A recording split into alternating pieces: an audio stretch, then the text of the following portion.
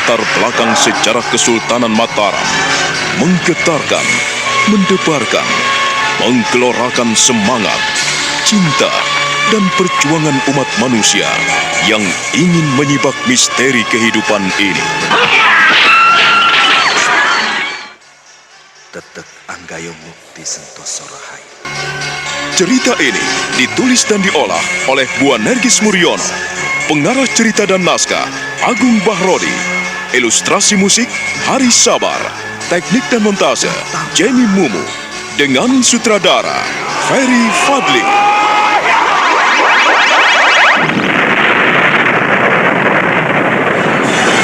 Kali ini mengetengahkan episode keempat dengan judul Geger Demak Bintoro.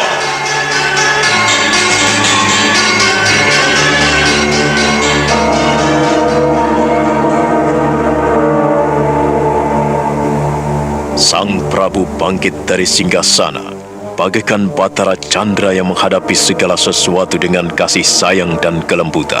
Ia begitu geram mendengarkan keterangan Pangeran Mangkubumi, di mana Pangeran Puger Kajuron tetap malelo dan mempersenjatai para pemuda dan rakyatnya yang terpilih untuk menjadi prajurit-prajurit Demak Bintoro. Pangeran Mangkubumi sangat berapi-api dalam acara Paseban Agung untuk pelantikan Raden Mas Tempoko dan Raden Mas Kedaung menduduki jabatan di pemerintahan Mataram yang selama ini kosong. Semua yang hadir menahan napas dan tak seorang pun yang berani mengucapkan kata-kata. Suasana menjadi hening dan sunyi. Lebih-lebih ketika Sang Prabu bangkit dan berjalan 2 tindak di depan singgasana. Dagunya terangkat dan pandangannya menyapu di atas seluruh hadirin. Semoga semua ini menjadi peringatan bagi kalian semua bahwa segala sesuatu yang telah diberikan kepada seseorang belum tentu dipegang baik-baik. Sebab banyak orang yang dipercaya tetapi membuang kepercayaan itu sendiri, sehingga akhirnya ia pun terhempas dan terinjak-injak. Tapi ingat, saya tidak ingin terjadi pertumpahan darah di antara putra-putra Mataram. Seandainya Kang Mas Puger Kajuron benar-benar memberontak terhadap Mataram dan ingin merebut kekuasaan dari tanganku, jangan sampai terjadi pertumpahan darah. Tangkaplah ia hidup-hidup. Hanya saja saya minta, semuanya jangan tergesa-gesa. Tetap siap dan siaga di kantung-kantung pertahanan Mataram. Perhatikan segala tindak tanduknya dan segala tingkah para prajurit Demak Bintoro. Kita tidak boleh mendahuluinya. Sebelum Kang Mas Puger menggerakkan para prajuritnya dan angkat senjata, kita tidak boleh mendahuluinya. Saya akui, laladan Demak Bintoro semakin luas, dan Kang Mas Puger Kajuron bisa mengelola dengan baik. Tapi aneh, apa yang telah dilakukannya nampaknya jauh dari apa yang pernah kita harapkan. Aku akan menghadapinya. Kita dulu menjadi saksi bahwa ia berjanji akan menjadi perisai Mataram di bagian utara. Dan sekarang ia mengasah taringnya perlahan-lahan setelah ia memiliki kedudukan, wewenang dan kekuasaan. Akhirnya ia lupa diri. Kang Mas Puger, dia memang bukan pemimpin yang baik. Tetapi aku melihat kehadiran Tondo Negoro dan Gending juga sangat mempengaruhinya, Kanjeng Prabu. Nampaknya kedua orang tua itulah yang mengatur gerak dan tingkah laku Puger di Demak Bintoro. Yang melihat bahwa Gending tidak terima kedudukannya digeser begitu saja oleh Kajuron. Dan ia memperalat Puger sebagai bonekanya. Nah, kita harus meluruskan masalah ini. Kita tidak boleh membiarkan kedua orang tua itu. Ya, aku tahu. Disinilah duduk perkaranya. Kalau begitu, mula-mula yang harus kita hadapi adalah Eyang Gending dan Eyang Tondonegoro. Apakah begitu, Eyang Mandoroko? Iya. Memang kedua orang tua itu patut kita curigai. Aku sudah menangkap sejak semula. Eyang tahu, Patih Gending seorang yang cerdik dan licin. tentu saja ia tidak mau begitu saja disingkirkan. Walaupun kedudukan pepatih bukanlah kedudukan yang rendah. Namanya saja orang tidak nerimo ing pantum. Ya sudah, biarkan saja. Aku mengerti dan aku akan menghadapinya. Kasihan Kang Mas Puger. Ia patut dikasihani. Tetapi saya harapkan seluruh pamong Praja Mataram tidak gentar menghadapi apa yang dilakukan Kang Mas Puger Kajuron. Adi Temboko. Iya, Kang Mas. Saya. Dan kau Adi Kedawung? Iya, Kang Mas. Saya. Ku minta kalian berdua membantu Pak Lik Mangkubumi membuat baluarti. Iya, kami, Kang Mas. Jadi kami harus membantu Pak Lik Mangkubumi untuk membuat baluarti, membuat tanggul-tanggul dari tanah. Iya, seluruh daerah Mataram yang penting harus kita buatkan tanggul-tanggul dari tanah. Jangan sampai apa yang dilakukan Kang Mas Puger Kajuron lepas dari pengawasan kita. Kau Adi Temboko. Iya, Kang Mas. Kau telah menggantikan kedudukan Kang Mas Puger Kajuron di sini. Jadi kau harus bisa jangan menyia-nyiakan kepercayaan pemerintah Mataram yang telah diserahkan ke dalam tanganmu. Mas, saya akan memegang teguh apa yang telah diberikan pemerintah Mataram kepada saya. Dan kau Adi Kedawung. Saya, Kang Mas. Aku pun sama, telah mendapatkan kepercayaan dari pemerintah Mataram untuk menjadi pemimpin. Kau juga tidak beda untuk menjalankan tugas dan kewajibanmu. Apa yang telah kuserahkan kepada kalian berdua, jangan kalian sia-siakan. Aku sendiri yang akan mengawasinya. Kalau Eyang Mondoroko telah dibikin kerepotan, maka kita tidak boleh ongkang-ongkang kaki. Kau sekarang menjadi Pangeran Adipati Puger, Temboko. Jadi kau harus tahu kewajiban-kewajibanmu.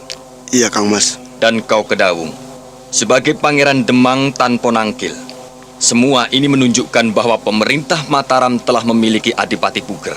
Pangeran Adipati Puger yang duduk di istana menggantikan Kang Mas Kajuron. Kalau Kang Mas Kentol Kajuron sudah memiliki wewenang dan kekuasaan di Demak Bintoro, maka ku minta dengan tegas, kalian sebagai penggantinya disaksikan oleh seluruh kawulo Mataram. Kalian tidak boleh main-main. Eyang Mondoroko dan Pak Lik Mangkubumi adalah saksi hidup tentang keberadaan Mataram ini.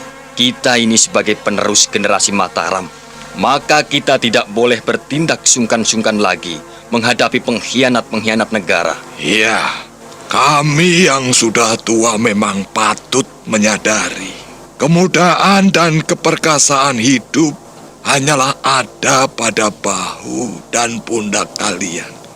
Eyang dan Pak Likmu ini tidak selamanya hidup. Untuk itulah, kalian harus benar-benar bisa menjalankan tugas dan amanat kakek buyutmu. Dan kita harus bisa mewujudkan bahwa Mataram masih tetap memiliki pamor. Sekalipun seringkali banyak orang yang ingin menyalahgunakan kedudukan, wewenang dan kekuasaannya. Baiklah, Ger Jolang putuku. Sekarang kita harus melaksanakan tugas kita masing-masing. Saya akan ada di depan Eyang Mondoroko, anakku. Iya, Pak Lik. Jangan takut menghadapi Kajuron. Aku Pak Limo. Aku ayahmu. Aku akan menggantikan ramamu. Aku akan bicara bukan hanya dengan kata-kata, tetapi dengan ini juga.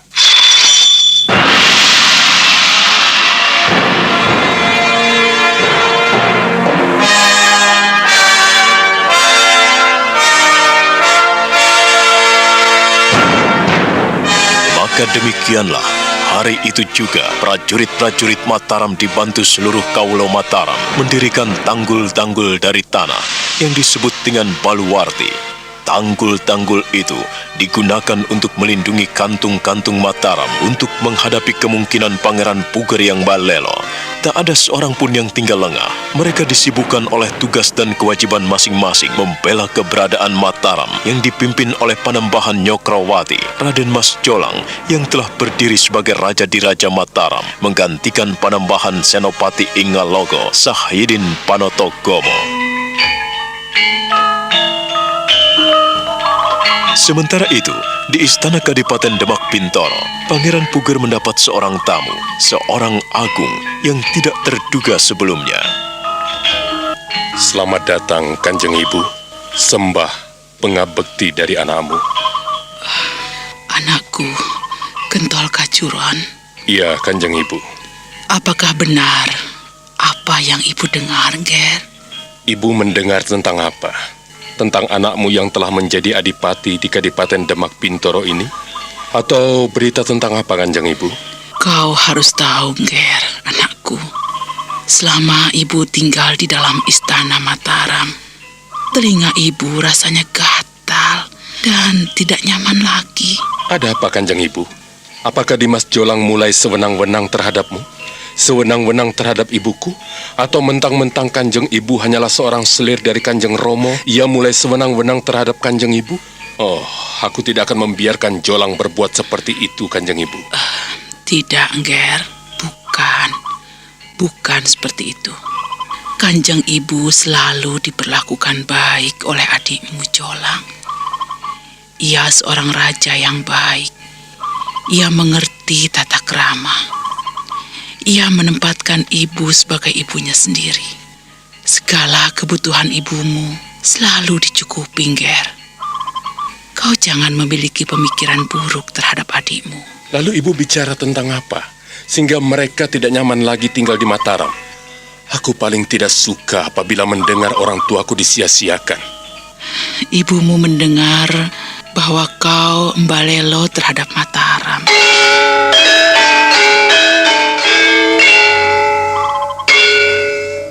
Apa? Apa, Kanjeng Ibu?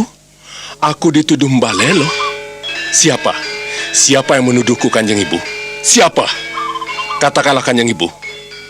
Gentol Kacuron tidak pernah memberontak, tidak pernah mbalelo. Aku telah diangkat sebagai adipati. Tentu saja harus melaksanakan tugas dan kewajibanku sebagai seorang adipati. Mana mungkin aku menyia-nyiakan kepercayaan itu, Kanjeng Ibu? Itu tidak mungkin, Kanjeng Ibu. Syukurlah kalau begitu. Jadi ibu tidak salah dengar. Palikmu Mangkubumi marah-marah. Eyangmu Mondoroko juga tidak setuju apabila kau miliki banyak prajurit.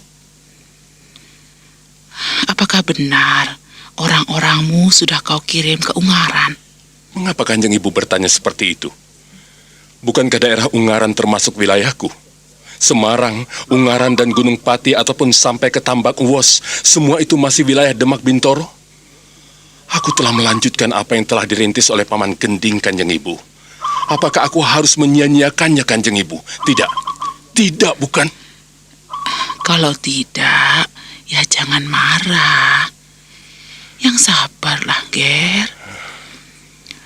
Kau tidak boleh seperti itu di depan Kanjeng Ibu. Seorang yang tidak bersalah pasti tidak akan meledak-ledak. Pasti akan sabar dan rimo. Ger, anakku, Gentol Kacuron. Ingat yang Ger, ibumu ini hanya seorang selir. Kalau Kanjeng Ramamu tidak memilihmu sebagai penggantinya, kau nrimo yang Ger, nrimo ing pandum. Kalau kita harus makan satu takir, kita tidak boleh minta satu pincuk. Sudahlah, bersabarlah, Ger. Ibu tidak ingin mendengar lagi kau dituduh sebagai seorang yang balelo. Dengan kata lain, Kanjeng Ibu juga percaya pada ocehan mereka kalau anakmu ini mbalelo? Tidak mematuhi peraturan lagi terhadap pemerintah Mataram? Apakah benar demikian, Kanjeng Ibu? Ger, anakku, bersabarlah, Ger. Ibumu ini tidak pernah bermimpi mempunyai anak yang keras hati dan keras kepala. Kanjeng Ramamu memang keras dan berpendirian teguh. Namun tidak seperti itu caranya. Bersabar adalah sikap seorang satria. Kau adalah seorang pangeran Mataram, putra Panembahan Senopati yang memiliki nama Gung Binatoro di alam Mataram ini. Kau tidak boleh mencemarkan nama baik Kanjeng Ramamu almarhum. Kanjeng Ibu ternyata menilai buruk kepadaku. Pangeran Puger mengeraskan kedua rahangnya hingga nampak menonjol. Napasnya tertahan, lalu mendengus dengan keras. Dia berusaha menahan kemarahannya di depan ibunya, Nyai Adisoro. Perempuan yang masih cantik dan nampak lemah lembut itu nampak prihatin sekali. Memperhatikan urat-urat yang menonjol di wajah putranya, Raden Mas Kentol Kajuron atau Pangeran Puger yang kini telah menjadi Adipati Demak Bintoro.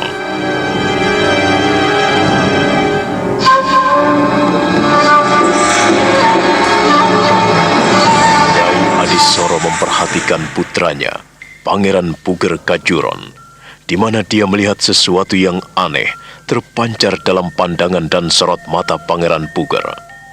Dia melihat urat-urat tebal yang menghiasi wajah putranya.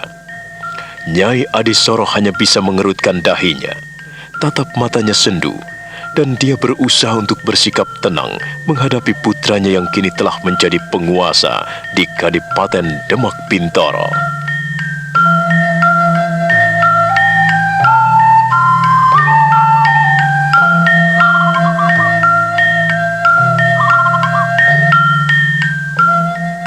Ibu hanya bisa berpesan kepadamu, Ger, anakku, bahwa segala sesuatu akan bisa berjalan dengan baik apabila selaras dengan apa yang ada di sekeliling kita. Kanjeng Ibu, saya berusaha untuk menjadi seorang pemimpin yang baik, Kanjeng Ibu. Kanjeng Ibu tahu bahwa wilayah Demak ini luas sekali. Butuh sikap tegas dan kebijaksanaan lepas dari pemerintahan Mataram. Apa, Ger? Lepas dari pemerintahan Mataram? Maksud saya harus memberikan kebijakan-kebijakan di luar kebijakan yang diterapkan oleh Mataram, Kanjeng Ibu. Ya, selain kebijakan dari pemerintah Mataram, tentu saja saya harus memberikan kebijakan khusus, melaksanakan kebijakan-kebijakan bagi rakyatku, bagi kawulaku. Karena apa yang diterapkan oleh Mataram belum tentu cocok dengan yang ada di sini, Kanjeng Ibu. Iya, hal itu memang bisa dibenarkan, Ger. Tetapi ingat, kau tadi kelepasan bicara. Lepas dari pemerintahan Mataram. Apakah kau sadar dengan apa yang kau ucapkan tadi, Ger, anakku? Ampunkan saya, Kanjeng Ibu. Bukan maksud saya untuk melepaskan sepenuhnya. Tetapi saya hanya ingin memberikan yang terbaik bagi kawula di Demak Bintoro ini. Apa yang telah dilakukan Paman Gending adalah yang terbaik, Kanjeng Ibu. Beliau cukup lama memerintah dan memegang kekosongan pemerintahan yang ada di Demak Bintoro ini. Dan sekarang, Kanjeng Ibu, anakmu yang menggantikannya. Dan ia masih ada di sini untuk menjadi patih kedua. Iya, ibumu juga tahu, Ger. Apabila pamanmu Gending masih ada di sini, bahkan ia telah dilantik sebagai pepatih oleh Kanjeng Sultan. Kau tahu hal itu, Ger? Apa arti semuanya? Suatu kepercayaan, Ger, harus dipegang secara teguh dan utuh. Jangan sampai anakku menyia-nyiakan kepercayaan yang diberikan Dimas Jolang. Bukan hanya adikmu, Ger. Jangan kau pandang dia sebagai saudaramu yang termuda. Tetapi pandanglah dia sebagai pemimpin utama rakyat Mataram. Kalau kau sudah mulai tidak menghiraukan apa yang menjadi tatanan pemerintah Mataram, Ibu khawatir bencana besar akan menimpamu, Ger. Mengapa Ibu mengutukku? Ibu tidak mengutukmu. Kau harus bisa membedakan mana itu mengutuk, mana itu mengingatkan, dan mana sebuah nasihat yang perlu didengar dan dilaksanakan. Ibumu memang tidak bisa memberikan nasihat yang baik-baik. Tidak bisa memberikan kata-kata yang indah kepadamu, Ger. Tetapi hanya satu catatan, satu saran untuk Ger. Apa yang telah ada dalam genggaman tanganmu merupakan kekayaan yang tidak bisa dibandingkan dengan harta benda. Kau telah mendapatkan kekayaan batin. Kau telah mendapatkan kedudukan yang sesuai dan sepadan dengan keberadaan kita. Kau paham itu, Ger? Ibumu ini hanya seorang janda selir. Kau pun harus memahami hal itu. Sedangkan adikmu Jolang adalah putra dari Garwo Patmi. Kau tidak boleh menutup mata. Kau tentu tahu bagaimana kedudukan seorang selir dan Garwo Patmi. Mendapatkan kesempatan seperti yang telah kau pegang saat ini merupakan kemuliaan, Ger. Ingatlah itu, Kentol Kacuron. Adakah yang salah yang saya lakukan, Bu? Ibumu belum melihat kesalahan-kesalahan itu. Ibumu baru mendengarkan, Ger. Tak ada salahnya kan apabila orang tua mengingatkan anaknya. Dengan harapan tentu saja anaknya mau mendengarkan peringatan itu sebagai pertimbangan agar ia lebih terang dalam menapaki langkah hidup ini. Lain halnya apabila kau tidak punya ibu lagi, tak punya orang tua lagi. Kau boleh bertindak sesuka hatimu, sekehendak hatimu. Tapi ingatlah, Ger, mumpung ibumu masih hidup. Maafkan saya, Kanjeng Ibu. Apabila saya membuat resah Kanjeng Ibu. Tetapi percayalah, apa yang kulakukan saat ini adalah yang terbaik buat Demak Bintoro. Saya tidak pernah mengabaikan pemerintah Mataram, Kanjeng Ibu. Saya di sini adalah perisai Mataram di wilayah utara Pulau Jawa Dwipa ini. Kanjeng Ibu tidak perlu khawatir. Bagaimana mungkin ibumu tidak khawatir, Ger, anakku? Semua orang telah membicarakan dirimu. Apakah kau tidak tahu kalau pemerintah Mataram membuat baluarti di daerah-daerah pertahanan, membuat tanggul-tanggul tinggi untuk mencegah sesuatu yang akan terjadi? Oh ya, kau punya orang kepercayaan yang bernama Guntur dan Nandoko? Tidak, saya tidak punya anak buah bernama Nandoko dan Guntur, Kanjeng Ibu. Saya hanya punya Paman Gending dan Paman Tondo Negoro. Sepenuhnya saya serahkan kepada mereka. Sedangkan prajurit-prajurit yang saya bawa dari Mataram, pemberian pemerintah Mataram, selalu ada di istana kadipaten ini. Seperti yang Kanjeng Ibu lihat. Mereka menjadi pengawal pribadi saya, Kanjeng Ibu. Syukurlah kalau kau tidak punya orang bernama Nandoko dan Guntur. Sebab ketahuilah. Ada apa sebetulnya, Kanjeng Ibu? Kedua orang itu menimbulkan keonaran di wilayah Mataram.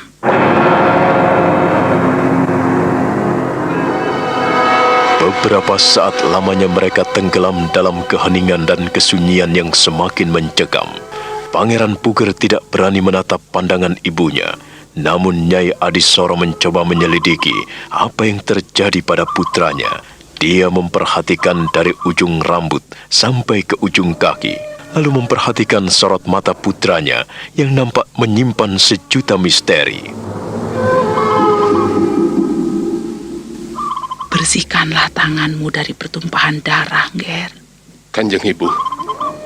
Ibumu melihat tetes-tetes darah yang tergambar di kedua bola matamu. Kanjeng Ibu, mengapa Kanjeng Ibu berkata demikian? Bukan hanya sekali ibumu menyaksikan pertumpahan darah di medan peperangan. Sejak eyangmu memegang pemerintahan di Mataram ini, hingga ayahmu, ya, Kakang Sutawijoyo, telah banyak menumpahkan darah. Untuk itu, kau tidak boleh mengotori kedua tanganmu dengan darah. Orang tua hanya bisa melihat dengan hatinya, Nger. Orang tua seperti ibumu ini hanya bisa bicara dengan batinnya. Apabila bibir dan lidahnya bisa ngomong, belum tentu ia memaksakan apa yang diucapkannya itu dipercaya oleh orang yang mendengarkannya. Hanya saja pesan ibu, supaya kau tanamkan baik-baik. Ibu tidak ingin melihatmu kotor dengan darah.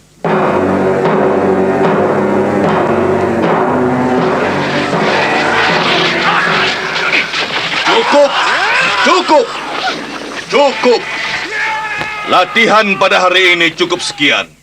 Dan mulai hari ini, kalian semua tidak boleh gegabah hingga menunggu perintah yang akan diberikan oleh Kanjeng Patih Gending. Pada saat ini, beliau telah mempersiapkan bala tentara di Demak Bintoro.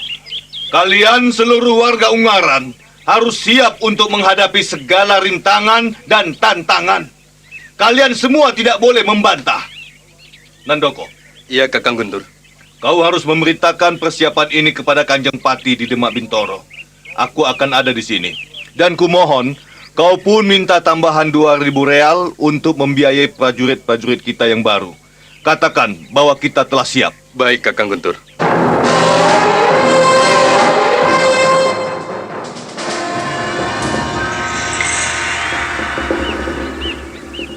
Menunggu apa lagi? Berangkatlah sekarang juga, Nandoko. Tapi Kakang, Ada apa lagi, Nandoko?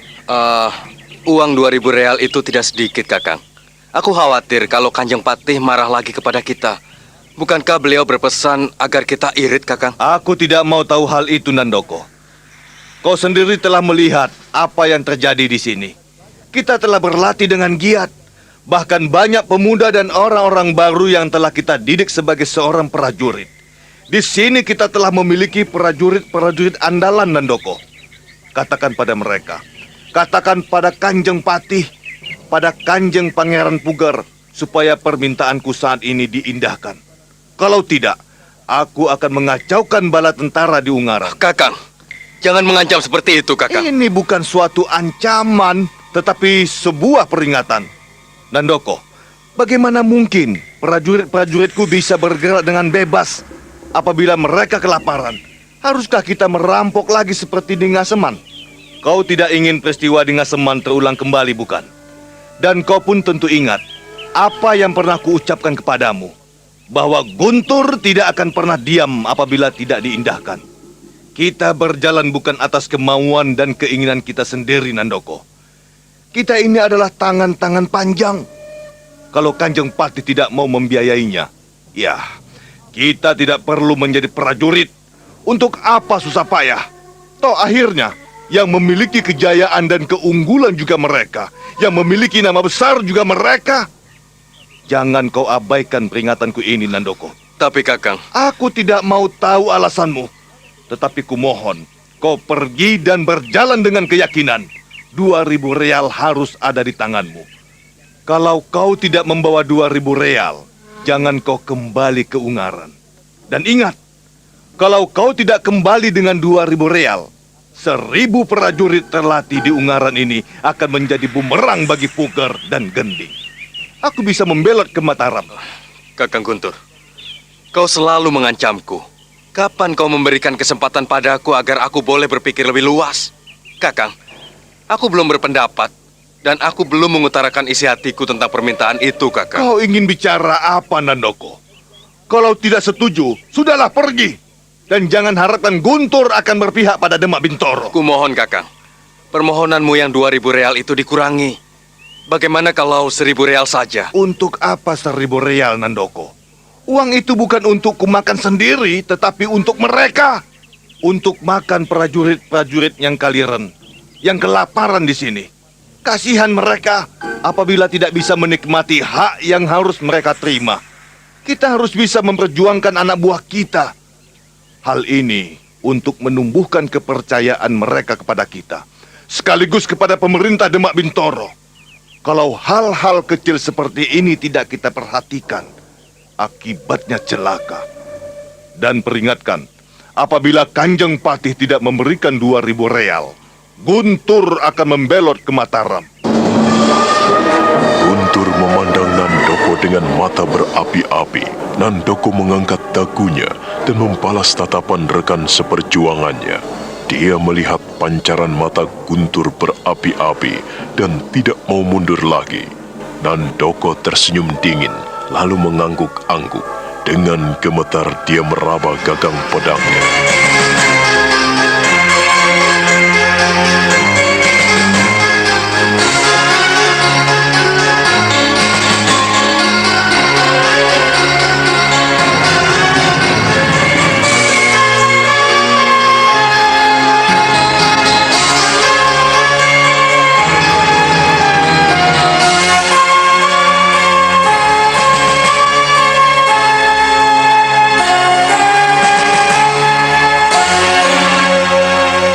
Nah, apa yang akan terjadi kemudian? Saudara pendengar, silahkan menunggu seri berikutnya dalam serial Wahyu Astabrata ini. Sampai jumpa.